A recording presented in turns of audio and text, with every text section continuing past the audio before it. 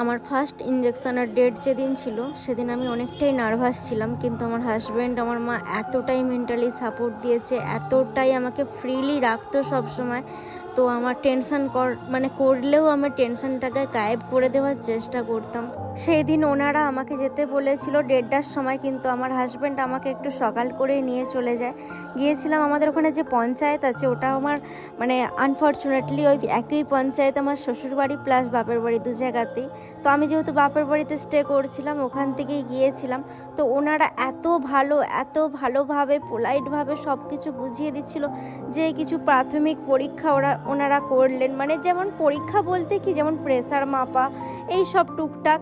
আর সাথে অনেক কিছু জিজ্ঞাসা করছিলেন, যেমন হচ্ছে যে আমার সেরকম কিছু প্রবলেম ছিল কি না, আমার কোনো অপারেশন হয়েছে কি না, বা কোনো রকম শ্বাসকষ্ট হচ্ছিল কি না, কখনো শ্বাসকষ্টের প্রবলেম হয়েছে কি না, এরকম নানাবিধ প্রশ্ন।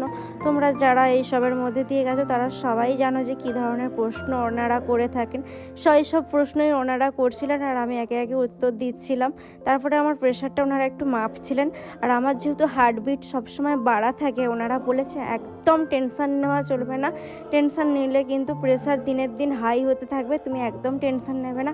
যখন ওনারা কথাগুলো বলছিলেন খুব ভালো লাগছিলো, আমি খুব মন দিয়ে শুনছিলাম।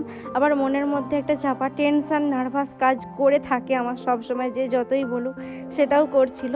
তারপর ফাইনালি যখন আমাকে ইঞ্জেকশন দিতে নিয়ে যাওয়া হচ্ছিল, আমার ভীষণ ভয় করছিল, কারণ ছোটোবেলা থেকেই ইঞ্জেকশনের প্রতি না আমার ভীষণ একটা ভয় কাজ করে।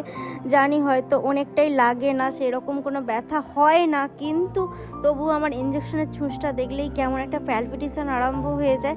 কিন্তু ওনারা যেটা ইঞ্জেকশন দিতে দিতে বললেন যে এটা অনেক দিন ব্যথা থাকবে, 3-4 দিন তো ব্যথা থাকবেই, একটু ঠান্ডা জল দিতে বলেছে। আর আমার বর একটা জেলের কথা বললো যে ওটা লাগানো চলবে কিনা, ওনারা বললেন হ্যাঁ লাগানো চলবে, তবে ডাইরেক্ট যেখানে ইঞ্জেকশনটা পুশ করা হয় সেখানে না, তার আশেপাশে দিতে পারো। আমরা সেগুলোই শুনে নিচ্ছিলাম মন দিয়ে।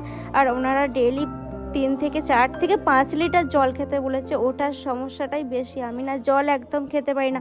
আমার মা ঘড়ি ধরে টাইম করে প্রতিদিন চেষ্টা করে 3.5-4 লিটার জল আমাকে দেওয়ার, আর তার জন্য আমি মায়ের কাছে সারা জীবন কৃতজ্ঞ থাকবো, কারণ জল খাওয়ার কথা আমার একদম মনে থাকে না।